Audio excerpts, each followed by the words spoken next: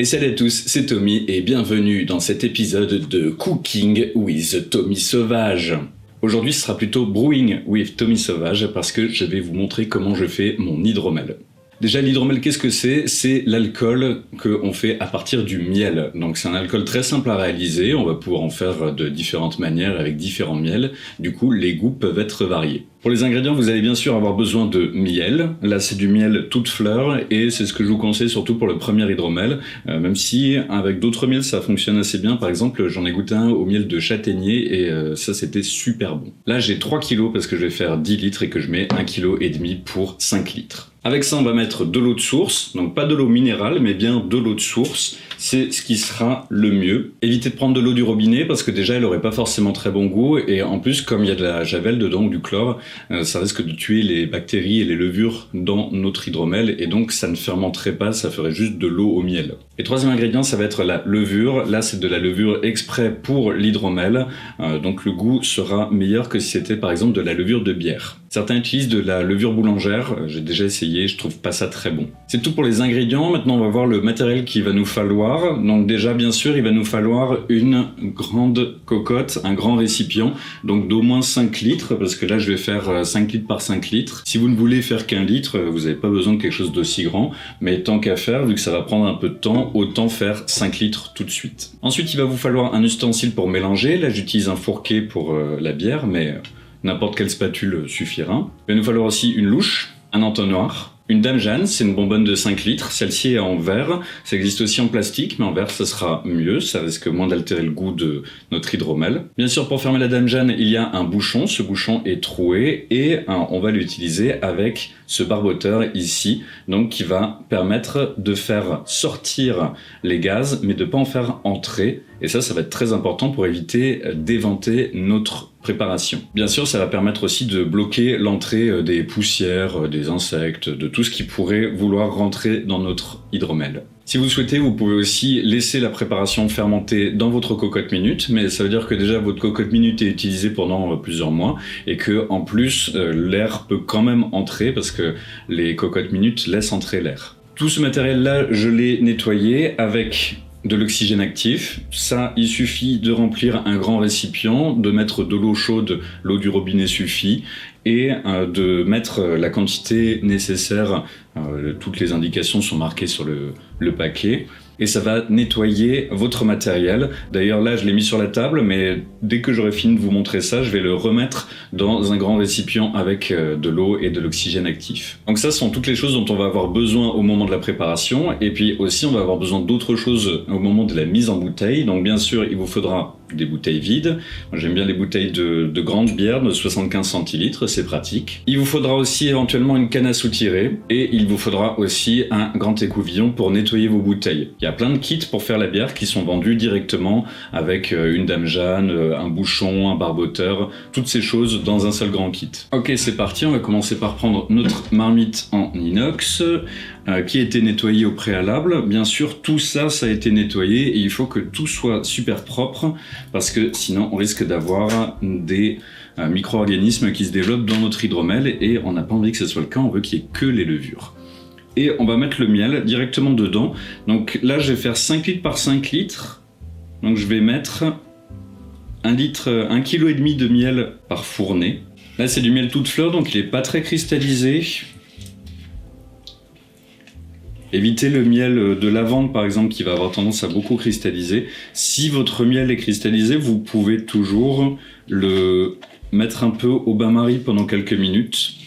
Ça va le rendre de nouveau plus liquide. Après, évitez de trop chauffer le miel, parce que sinon il risque de perdre de son goût. Très bien, j'ai 1,5 kg de miel dans ma marmite, et maintenant je vais ajouter 5 litres d'eau. Alors bien sûr, si on met exactement 5 litres d'eau alors qu'on vient de mettre le miel, ça fera plus que 5 litres au total, donc ça risque de déborder. Donc là, je vais mettre un tout petit peu moins, je vais mettre à peu près 4 litres et demi.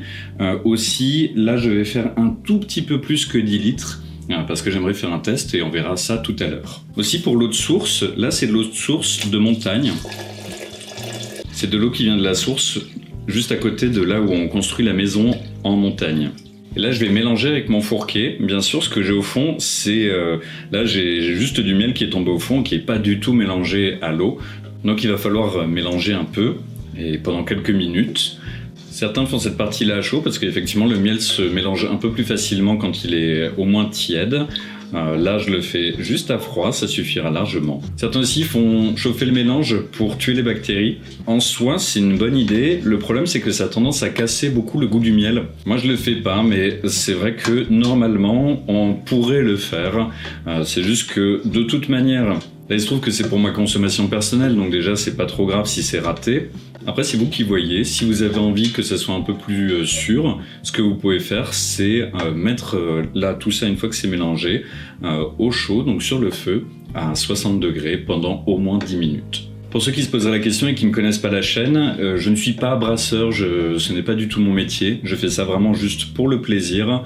Le but, c'est d'avoir de l'hydromel pour ma consommation personnelle et pour en offrir à mes amis, notamment quand on fait des camps de reconstitution historique. Voilà, ça a pris 4-5 minutes, mais c'est bon, c'est bien mélangé. Donc, on va pouvoir mettre ça dans la Dame Jeanne et ajouter les levures. Donc je le rappelle, notre Dame Jeanne qui fait 5 litres et qui a complètement été désinfectée avec l'oxygène actif. Je vais ouvrir mes levures. Ici, il y a suffisamment de levure pour faire 23 litres. Donc je vais mettre à peu près le quart. Et je mets bien la levure avant de mettre ma soupe dedans, parce que comme ça, là, il y a un peu de levure qui est bloquée dans mon entonnoir, et donc en mettant ma soupe dessus, ça va entraîner les levures avec. Et c'est parti pour la partie la plus longue, la plus fastidieuse, donc ça va être de transvaser. Ici vous voyez, ça a un peu déjà la couleur de l'hydromel. La couleur va dépendre du miel que vous utilisez et aussi de la quantité de miel que vous mettez dedans, même si vous verrez que la couleur va un peu changer pendant la fermentation. À peu près arrivé à la moitié, j'aime bien mélanger, histoire d'être sûr que nos levures se mélangent bien et qu'elles ne restent pas juste agglomérées au fond. Voilà, on arrive vers la fin. Contrairement à la bière, on peut aller vraiment jusqu'au bout parce que ça va pas faire la mousse qu'on a quand on brasse de la bière, donc on appelle le Krausen. Là, on va pas avoir ça sur l'hydromel. Donc là, il m'en reste un tout petit peu, mais c'est pas grave. On va l'utiliser pour une expérience. On va voir ça dans un instant. Pour cette expérience, je vais utiliser ce petit récipient qu'on a là, qui est normalement utilisé pour tester la densité de la bière, mais ça va assez bien marcher parce qu'il m'en faut vraiment un tout petit peu. Je me suis posé la question de comment faisaient les Vikings pour créer leur hydromel, parce que forcément, ils n'avaient pas de sachet de ferment à la maison. J'ai cherché, j'ai pas trouvé grand chose, mis à part le fait que on peut mettre juste du miel dans de l'eau et attendre que ça se passe, et effectivement ça suffirait. Mais j'ai lu aussi quelque chose qui expliquait que peut-être, je dis bien peut-être, ils pouvaient utiliser du lait caillé, donc qui va faire une sorte un peu de fromage et qui pourrait apporter les levures nécessaires.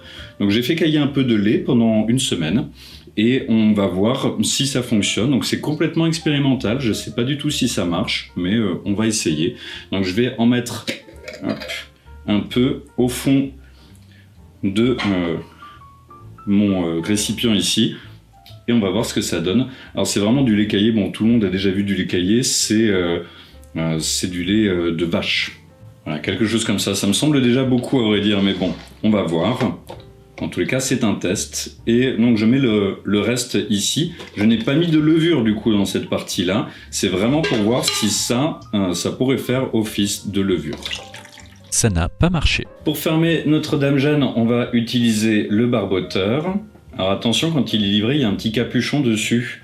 Mais enlevez le capuchon, sinon, bien sûr, l'air ne peut pas sortir. Et le barboteur, là, j'ai mis de l'eau dedans, il y a une petite marque de chaque côté, donc il faut le remplir à peu près à moitié, et ça va marcher comme un siphon en fait. Donc ça va pousser l'air ici, et ça va finir par sortir, mais l'air ne pourra pas rentrer à moins d'être poussé. Pour l'instant, on vient vraiment de lancer les choses, donc ça va pas encore faire de bulles, et il n'y a pas encore de gaz qui va s'échapper, mais normalement ça devrait commencer à apparaître au bout d'1 heure à peu près. À partir de 24 heures, ça devrait vraiment faire beaucoup de bulles. Très bien, maintenant on va mettre ça de côté pendant au moins 2 mois, voire même 3 mois, le temps que la fermentation soit complètement finie, et on le verra, quand la fermentation sera finie, il n'y aura plus du tout de bulles, ça sera calme plat dans la bonbonne. Là, on est fin août et il fait encore très chaud, donc je vais couvrir mes bonbonnes avec un duvet de montagne, un vieux duvet de montagne. Comme ça va isoler notre préparation et ça va éviter les changements de température et surtout les températures très très fortes qui pourraient finir par tuer nos levures ou qui pourraient faire qu'elles soient moins efficaces. Du coup, rendez-vous dans 3 mois pour voir si ça a bien fonctionné et pour mettre en bouteille et bien sûr goûter. Ok, 2 mois passés, la fermentation est presque terminée et on est rejoint par Gabi qui va m'aider à mettre en bouteille. Et si vous faites ça, je vous conseille d'être à 2, ça sera un peu plus simple. Si on regarde nos Dame Jeanne, on voit que c'est plus du tout trouble, qu'en fait ça s'est clarifié avec le temps et que tout est tombé au fond, donc il y a un petit dépôt au fond qui s'est sédimenté. Ça montre que ça s'est passé comme on voulait, que normalement tout devrait être bon. Aussi, ça a pas mal fait de bulles et contrairement à ce que je vous disais dans l'autre partie, ça a aussi fait un peu de Krausen, donc l'espèce de mousse là. À vrai dire, je sais pas si ça s'appelle du Krausen sur l'hydromel, mais vous avez compris le principe, ça a fait une espèce de mousse et c'était limite de déborder, donc faites attention à ça, essayez de laisser un tout petit peu d'espace vide ici et peut-être un tout petit peu plus que ce que moi j'ai mis. Aussi, la fermentation est presque finie, mais en fait pas tout à fait. Si on regarde les barboteurs, on voit que là, ils sont pas... Je viens de casser mon barboteur ou... Normalement, en fait, jusqu'à il y a quelques minutes... le barboteur n'était pas stabilisé, mais en fait ici là il vient de se stabiliser parce que j'ai cassé le bouchon, donc en fait il n'y a plus de différence de pression entre l'intérieur et l'extérieur, et ce qui est le cas par contre sur l'autre bouteille. Donc là on voit qu'en fait il y a encore de la pression dans la bouteille, ça veut dire qu'il y a encore du gaz carbonique qui est en train d'être créé et donc que la fermentation n'est pas finie. Mais c'est pas grave, ça fermente quasiment plus et du coup on va pouvoir mettre en bouteille. Du coup là ce qui s'est passé c'est que la fermentation est quasiment finie, donc il n'y a plus de sucre ou presque plus de sucre dans notre hydromel. Mais si vous avez envie qu'il reste plus sucré et aussi moins alcoolisé, vous pouvez utiliser des sulfites. Ça dépend, il y a des personnes qui digèrent pas très bien les sulfites, ça arrive. C'est pour ça que par exemple dans les vins, dans certains vins bio il n'y a pas de sulfites. Avec la plupart des gens, ça se passera bien et ça vous permettra du coup de stabiliser la fermentation, donc d'arrêter la fermentation et d'éviter que votre bouteille explose et qu'elle continue à fermenter après la mise en bouteille. Les dosages sont marqués directement dessus et ça, je l'ai acheté là où j'ai acheté tout le reste, donc chez Saveur Bière. Comme vous le voyez ici, on a nos bouteilles qui sont prêtes, donc on va faire la mise en bouteille et pas l'embouteillage comme j'ai failli dire. Et pour transvaser des Dame Jeanne jusqu'aux bouteilles, on va utiliser une canne de soutirage. Alors certains diront pourquoi pas juste renverser notre Dame Jeanne au-dessus d'un entonnoir. C'est pourquoi pas, mais en fait ce qu'on va faire c'est que, bon déjà si on fait ça on risque de perdre du jus. Il ne faut pas perdre de jus, vous le savez. Et en plus, tout ce qui est au fond, ça risque du coup de se mélanger dans notre bouteille. Et ça, c'est du dépôt qu'on n'a pas envie d'avoir dans notre bouteille. Donc on va plutôt utiliser une canne de soutirage pour faire ça. C'est assez simple à utiliser et pareil, vous pouvez en acheter chez Saveur Bière. Je ne suis pas du tout sponsorisé, mais c'est là que j'achète tout mon matos comme ça. Ok, du coup, notre canne de soutirage, c'est cette chose-là, donc avec une sorte de pompe. C'est pas ultra intuitif. D'ailleurs, je suis en train de mettre de l'eau partout. Mais ça va nous permettre de mettre en bouteille quand même relativement facilement. Et ça va permettre surtout de le faire correctement. Et ça vaut tout. Aussi, bien sûr, il a été désinfecté, ainsi que les bouteilles, ainsi que nos mains. Hein, nous avons des mains propres. Et ça aussi, c'est important parce que vous ne voulez pas mettre de bactéries indésirables dans votre hydromel. Du coup, on va commencer. Alors... je ne donne pas de tuto pour ça parce que je suis pas sûr d'avoir complètement compris comment ça fonctionne malgré plusieurs utilisations. De toute façon, ce que je vous conseille, c'est de vous entraîner en fait avec directement et comme ça, vous apprendrez à vous en servir efficacement. Et du coup, c'est parti. Alors, ce qu'on va faire, c'est qu'on va mettre la canne de soutirage dedans et on va faire en sorte qu'il y ait vraiment juste le bout qui prenne du liquide. Et pour que ça prenne vraiment que la surface, et on va faire en sorte aussi de pas trop mélanger pour éviter d'avoir le dépôt au fond. Du coup, c'est parti. Du coup, si on le fait correctement, ce qui n'est pas forcément facile. Normalement, on n'a pas forcément besoin de pomper en permanence. Il y a un moment où ça va se stabiliser en fait et où il suffira d'appuyer dans la bouteille et ça ira. Si vous avez un peu de mal, qu'il n'y a pas assez de pression, vous pouvez faire en sorte que la bouteille que vous remplissez soit plus basse ou éventuellement que la Dame Jeanne soit plus haute ou un peu des deux. Et dis-moi Tommy, jusqu'à où on remplit? Bonne question Gabriel. On va remplir quasiment jusque tout en haut. En fait le but c'est qu'il n'y ait pas trop d'air dans la bouteille parce que sinon ça risque de s'éventer et d'altérer le goût. Bon, du coup on va remplir nos bouteilles et on se retrouve une fois qu'on a fait ça. À tout de suite. Voilà. Ça fait... c'est la famille. C'est mignon. Mais oui. Ok, on vient d'arriver au fond de la première là et en fait vous voyez que le dépôt est en train de se mélanger avec les quelques centilitres qui restent, donc ceux-là on va pas les mettre dans la bouteille et c'est pas grave, ça nous permettra aussi éventuellement une fois que ça se sera un peu reposé, de goûter ce qu'on a dans notre mixture. Obligé. Le deuxième est un peu plus jaune que le premier, même si vous remarquez que c'est quand même de l'hydromel relativement clair.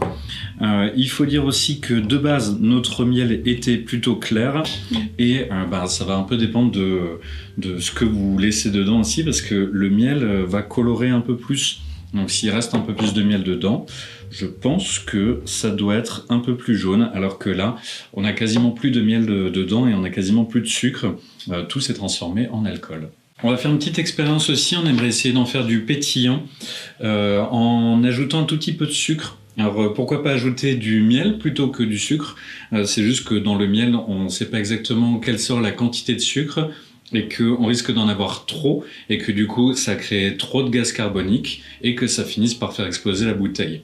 Et donc on va faire ça avec juste du sucre blanc qu'on va mettre directement dans la bouteille et on va juste mettre l'hydromel par-dessus. Alors là on fait du bricolage parce qu'on n'a pas trop le choix. Le mieux ce sera en fait de prendre des pastilles de sucre qui sont déjà dosées comme il faut et pareil vous pouvez acheter ça sur les plateformes qui vendent du matériel pour faire de la bière. Ok, on vient de finir cette Dame Jeanne aussi, donc ça nous fait quand même un bon paquet de bouteilles. Ça nous fait pas tout à fait 10 litres forcément, il y a un peu de perte, mais c'est déjà pas mal, ça fait déjà quelques bouteilles. Au passage, l'abus d'alcool est dangereux pour la santé, à consommer avec modération. Et justement, on va consommer avec modération. Il y a la dernière bouteille qu'on n'a pas réussi à remplir totalement, donc on va goûter, voir si ça a bon goût. Dans nos petits verres sympas. Hop. Alors, bien sûr, ça sera meilleur une fois que ça aura un peu vieilli. Santé. On va se laisser. On va se laisser dire santé.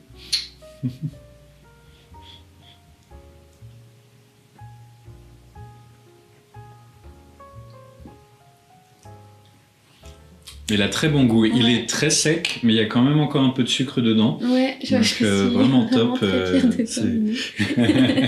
viens de m'appeler Minou dans la caméra.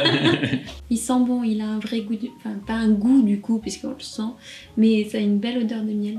C'est assez agréable. Ouais, je suis assez satisfait. Alors bien sûr, on saura quel est le goût final une fois qu'il aura un peu vieilli, mais il a un peu un arrière-goût, une arrière-odeur de vin blanc sec, donc c'est un peu ce que je cherchais aussi, d'avoir quelque chose de très sec, de ne pas avoir trop de sucre dedans, donc c'est parfait. J'espère qu'il vieillira bien, qu'il maturera bien, donc là on va le garder en bouteille comme ça pendant au moins 1 mois, et le mieux ça serait d'attendre même 6 mois et plus. Gardez-les bien rangés comme ça, la tête vers le haut, si vous utilisez des bouchons mécaniques comme ça, parce que sinon le joint qui est en plastique ou en caoutchouc risque de donner du goût à votre mixture. Et du coup il aura un goût de bouchon.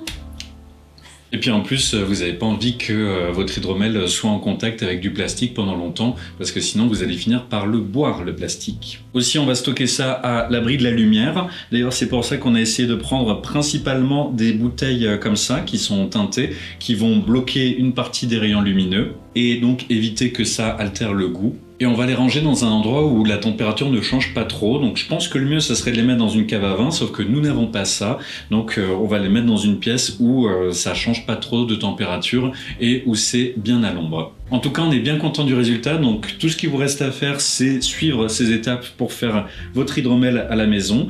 Bien sûr, là, je vais pas le vendre. C'est pour la consommation perso et pour les copains, pour les fêtes et puis particulièrement pour les fêtes comme Yule, donc le solstice d'hiver chez les Scandinaves. Donc là, il nous reste plus qu'à laisser maturer ça quelques temps et partager avec les copains. Dans tous les cas, on espère que cette vidéo vous a plu. Si c'est le cas, on vous invite bien sûr à mettre un pouce vers le haut. Merci à tous ceux qui soutiennent la chaîne, donc bien sûr tous ceux qui partagent, qui commentent, ça fait toujours énormément plaisir. Bien sûr aussi, merci aux tipeurs qui font vivre un peu la chaîne et grâce à qui on peut acheter un peu de matériel comme ces lampes par exemple. J'aurais pas dû les regarder. Petit rappel, si vous souhaitez soutenir la chaîne, vous pouvez le faire entre autres sur le Tipeee en donnant à partir de 1 € par mois et ça vous inscrit automatiquement au tirage au sort. Là par exemple, en ce moment, vous pouvez gagner une jolie ceinture réalisée par l'atelier de Gunnar. Le lien est dans la description. Non, le lien s'affichera en gros ici. Le lien s'affichera là. Voilà, du coup c'est tout pour cette fois. Merci d'avoir regardé cette vidéo et sur ce, portez-vous bien et à la prochaine. Salut. De